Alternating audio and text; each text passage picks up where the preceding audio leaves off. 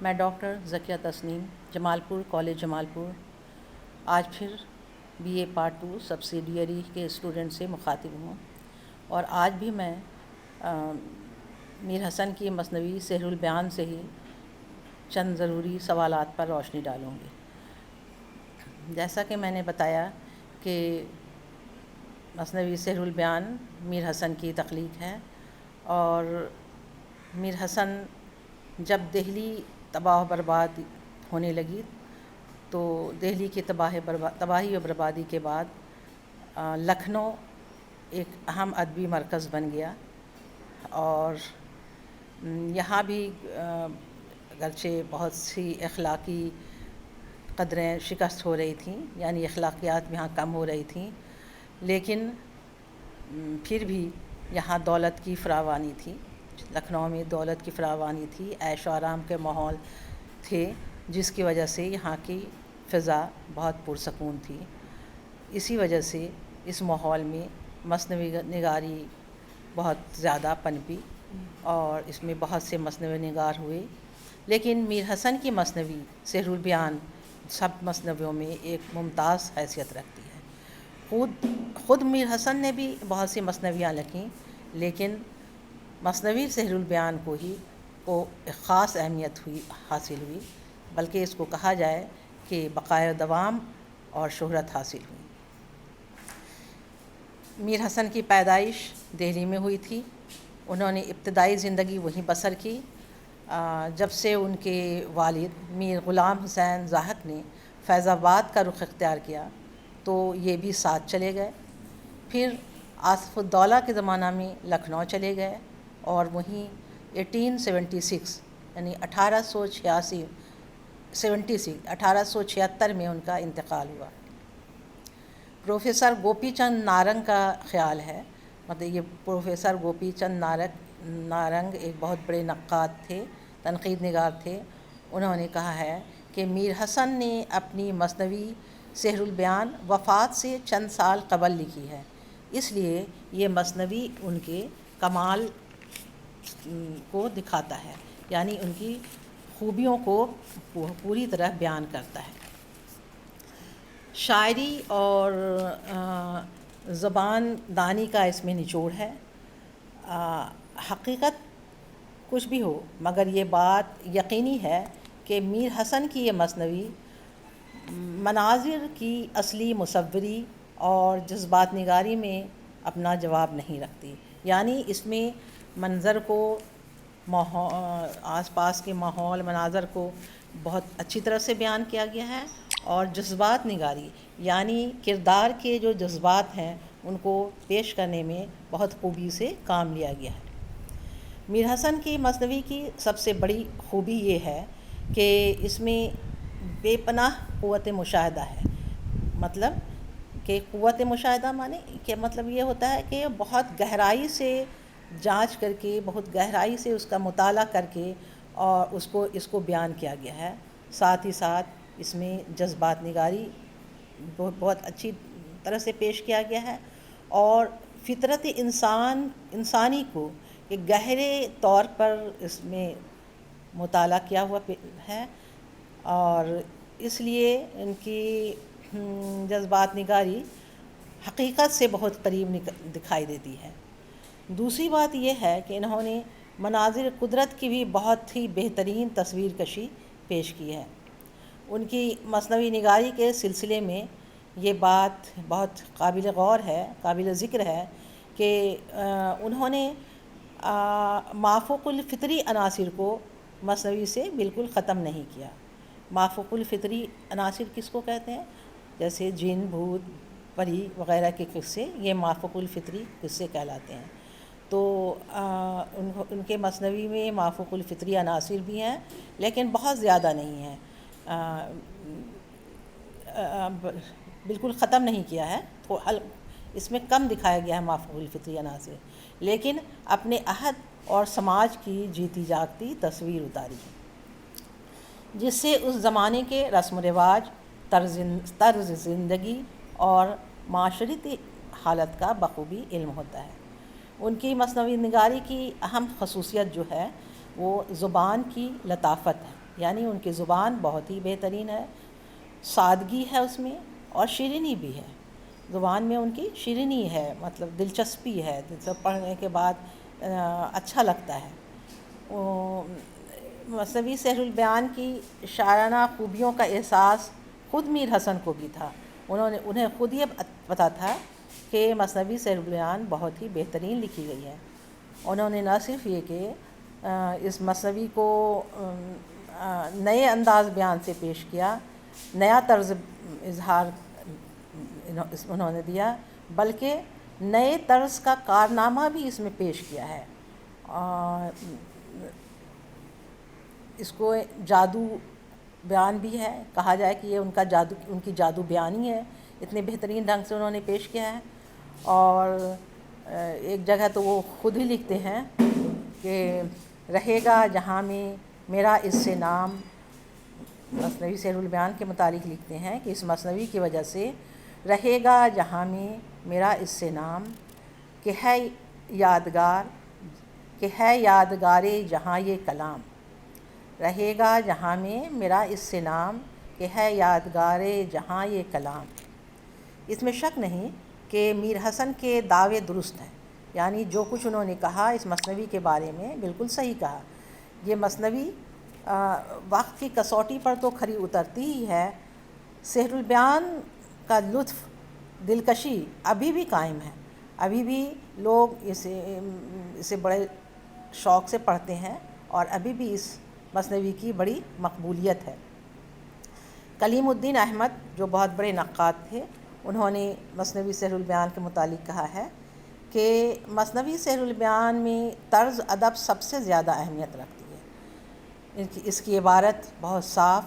اور پاکیزہ ہے اور بامحاورہ بھی ہے، شیرینی اور ترنم کی بھی اس میں کمی نہیں ہے، الفاظ نرم اور ملائم استعمال ہوئے ہیں،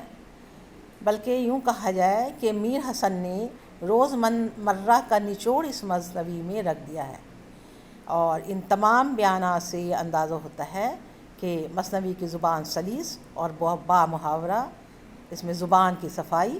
سلاست، روانی، محاورہ اور روزمرہ کا جو لطف اس میں پایا جانا چاہیے وہ قابل داد ہے۔ یہ کلیم الدین احمد نے اس بات کو گوارا کیا ہے، یہ ان کی زبان ہے۔ مصنوی سحر البیان کے اجزائے ترکیبی بھی بہت بہترین ہیں، اس کے اعتبار سے بھی یہ مصنوی بڑی کامیاب ہے، چونکہ میں نے کل اجزائے ترکیبی کے بارے میں بتایا تھا، تو پہلے اس میں حمد و نعت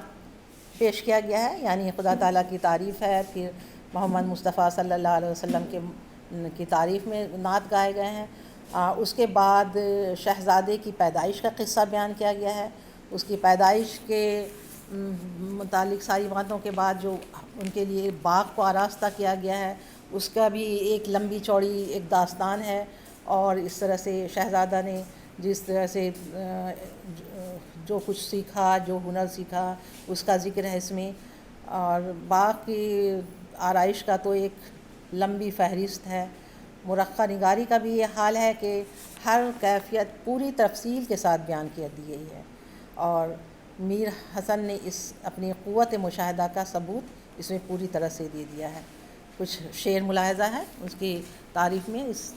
جس سے آپ کو پتہ چلے گا کہ یہ مصنوی کتنی خوبصورت ہے۔ دیا شہ نے ترتیب ایک خانہ باغ، دیا شہ نے ترتیب ایک خانہ باغ، ہوا رشک سے جس کے لالا کو داغ،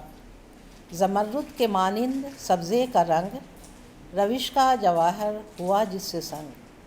گلوں کا لب نہر پر جھومنا، گلوں کا لب نہر پر جھومنا، اسی اپنے عالم میں منہ چومنا، چمن آتش گل سے مہکا ہوا، ہوا کے سبب باغ دہکا ہوا، صبا جو گئی ڈھیر یاں کر کے پھول، صبا جو گئی ڈھیر یاں کر کے پھول، پڑے ہر طرف مول سریوں کے پھول، اور پھر جیسے ہی موسم تبدیل ہوتا ہے پتے سوکھ جاتے ہیں، پودے سوکھ جاتے ہیں، پانی کی روانی بند ہونے لگتی ہے، تو شہزادے کے ساتھ موسم بہار بھی رخصت ہو جاتا ہے، اور باغ ویران ہونے لگتا ہے، اس وقت کا منظر دیکھیے کیسے پیش کرتے ہیں۔ اچھلتے تھے فوارے اس کے رواں، اچھلتے تھے فوارے اس کے رواں، گیا سب نکل اس کے تاب و تواں، گیا سب نکل اس کے تاب و تواں، ہوئے خشک اور زرد سارے نہال، ہوئے خشک اور زرد سارے نہال، ثمر لگ کے پاؤں ہوئے پائمال۔ ظاہر سی بات ہے کہ اس بیان میں بڑا لطف ہے، اور مشاہدہ کا جو ہے اس میں بہت گہری ہے، بالکل صداقت ہے، بالکل سچی تصویر پیش کی گئی ہے، اور بالکل باریکی سی پیش کی گئی ہے، اور یہی میر حسن کی سیر البیان کی مقبولیت ہے اور اس کو کامیابی کو پیش کرتی ہے۔ اجزائے ترکیبی میں پلاٹ بھی ایک اس کا رکن ہے، تو پلاٹ نگاری کا بھی اس میں بہترین نمونہ ملتا ہے۔ مثنوی طویل ہے، تفصیل سے بیان کیا گیا ہے، تفصیل کے باوجود اشعار بے ربط نہیں ہوئے ہیں۔ مثنوی کی جو لازمی خصوصیت ہے، یعنی ایک شعر کا دوسرے شعر سے مربوط ہونا، یہاں پر اس پوری طرح سے موجود ہے، اس میں اس کا پورا خیال رکھا گیا ہے۔ کسی ملک کے بادشاہ، کہانی اس میں اس طرح ہے کہ کسی ملک کے بادشاہ کو اولاد نہیں تھی، تو نجومیوں، پنڈتوں اور رمالوں کو بلایا جاتا ہے، اور کافی منتوں اور مرادوں کے بعد شہزادہ بے نظیر کی پیدائش ہوتی ہے، اور پھر اس کی پرورش بڑے لاد و پیار سے ہوتی ہے۔ اسے کھیلنے اور کودنے اور تفریح کے لیے جو باغ کو آراستہ کیا گیا ہے، اس میں بڑی خوبصورتی سے اس مثنوی میں دکھایا گیا ہے۔ پھر شہزادہ کا چند برسوں میں تمام علوم و فنون کو سیکھ جانا، اسے ماہر ہو جانا، اور پھر پری بدر منیر کا اس پر عاشق ہو جانا، اور پھر بدر منیر کا اسے اڑا کر لے جانا، اور پھر اس میں ایک کردار نجم النساء کا آتا ہے۔ نجم النساء کا داستان بھی، حالانکہ وہ ہیروئن نہیں ہے اس مثنوی کی ہیروئن بدر منیر ہے، ہیرو بے نظیر ہے، لیکن اس کے باوجود نجم النساء کا کردار پورے مثنوی میں شروع سے آخر تک اس میں پایا جاتا ہے، اور یہ ساری باتیں اس میں اس ترتیب کے ساتھ بیان کی گئی ہیں کہ کہیں پر بے ربطی اور خلا کا احساس نہیں ہوتا ہے۔ میر حسن خود لکھتے ہیں اپنے بارے میں کہ کہتے ہیں کہ اس مثنوی کے بارے میں کہتے ہیں، نہیں مثنوی یہ ہے پھل جھڑی، نہیں مثنوی یہ ایک پھل جھڑی، نہیں مثنوی یہ ایک پھل جھڑی، مسلسل ہے موتی کی گویا لڑی،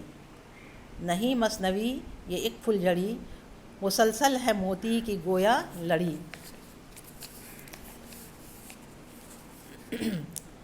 اس میں شک نہیں کہ تمام واقعات نہ صرف ایک دوسرے سے مربوط ہیں،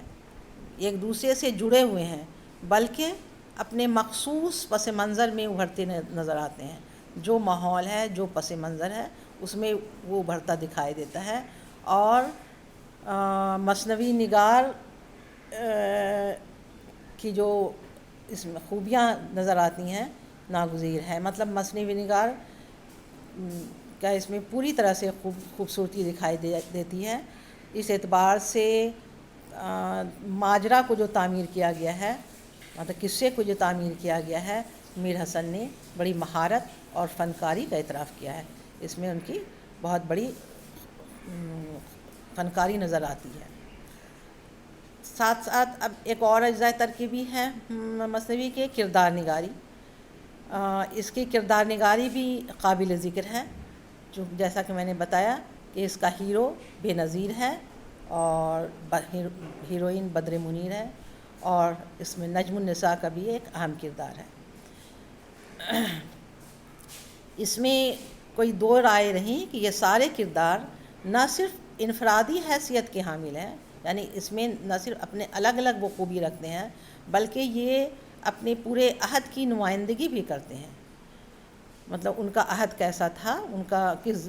جس زمانے کا یہ قصہ بیان کیا گیا ہے، اس زمانے کا ماحول کیسا تھا، بادشاہوں اور راجاؤں کا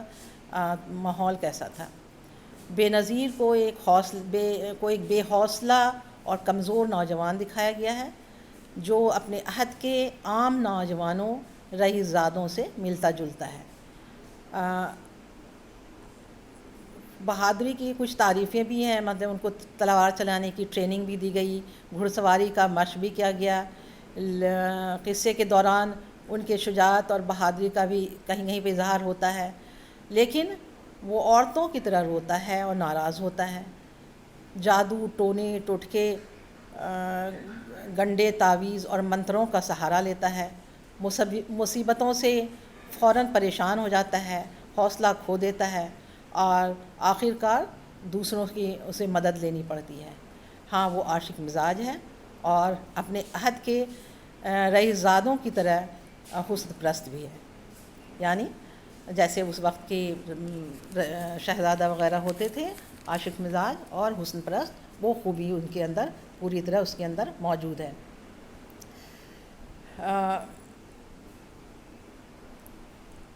کہا جائے تو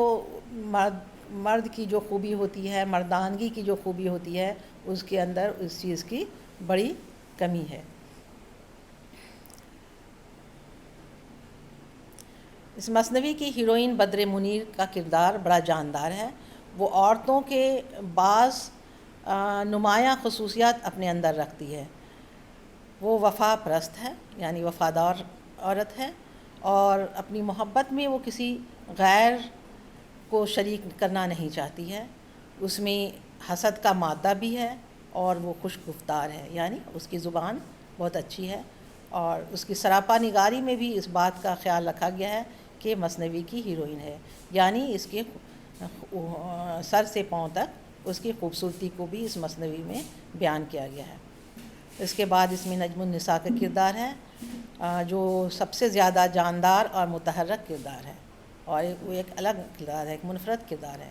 وہ قصے کی ہیروئن نہیں ہونے کے باوجود اس پورے قصے پر چھائی ہوئی ہے،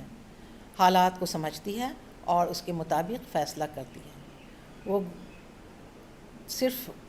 گفتار کی نہیں، وہ صرف بولنے کی نہیں، بلکہ وہ عمل میں بھی ماہر ہے، وہ کردار کی بھی غازی ہے۔ اپنے علاوہ وہ دوسروں کی بھی مدد کرنے کی ہمت کے رکھتی ہے، ہر وقت تیار رہتی ہے، اور وہ بدر منیر کی طرح ہر وقت آزاری نہیں کرتی ہے، بلکہ وہ بے نظیر شہزادہ بے نظیر جو گرفتار ہوتا ہے، اس کی رہائی کے لیے بھی وہ باضابطہ تدبیر کرتی ہے، اور اپنی ہوشیاری اور عقل مندی سے وہ کامیاب بھی ہو جاتی ہے۔ تو یہی اس مثنوی کا پورا قصہ ہے، اور کردار نگاری اور جذبات نگاری کا اس مثنوی میں بہت بڑا دخل ہے۔ اس طرح میر حسن کی تعریف کرنا غلط نہ ہوگا، انہوں نے خاص طور پر عورتوں کے نفسیات سے گہری واقفیت کا اظہار اس مثنوی میں کیا ہے، اور اس کے کچھ اشعار میں آخر میں پیش کرتی ہوں اس مثنوی کے، چونکہ مثنوی منظوم داستان ہوتی ہے، اس لیے کچھ اشعار اس کے اس طرح سے ہیں۔ نہیں مثنوی یہ ہے پھل جڑی، کوئی دیکھ یہ حال رونے لگی، کوئی دیکھ یہ حال رونے لگی، کوئی غم سے جی اپنا کھونے لگی، کوئی بلبلاتی سی پھرنے لگی، کوئی ذوف ہو کر گرنے لگی، کوئی سر پر رکھ ہاتھ دلگیر ہو، گئی بیٹھ ماتم کی تصویر ہو، کوئی رکھ کے زیرے زخنداں چھری، کوئی رکھ کے زیرے زخنداں چھری، رہی نرگس آسا کھڑی کی کھڑی، کسی نے دیے کھول سنبل سے بال، تماچوں سے جو گل کیے سرخ لال، نہ بن آئی کچھ ان کے اس کے سوا، نہ بن آئی کچھ ان کے اس کے سوا، کہ کہیے یہ احوال اب شہ سے جا، سنی شہ نے القصہ جب یہ خبر، گرا خاک پہ کہہ کے ہائے پسر، کلیجہ پکڑ ماں نے بس رہ گئی، کلی کی طرح سے بکس رہ گئی، خفا زندگانی سے ہونے لگی، بہانے سے جا جا کے سونے لگی، تپ غم کی شدت سے پھر کانپ کانپ، تپے غم کی شدت سے پھر کانپ کانپ، اکیلی لگی رونے منہ ڈھانپ ڈھانپ، نہ اگلا سا ہنسنا نہ وہ بولنا، نہ کھانا نہ پینا نہ لب کھولنا، جہاں بیٹھنا پھر نہ اٹھنا اسے، محبت میں دن رات گھٹنا اسے۔ بہرحال میں نے آج مثنوی سحر البیان کے قصے کے متعلق اور میر حسن کے حالات زندگی اور اس کے فن کے متعلق آپ لوگوں سے ذکر کیا ہے۔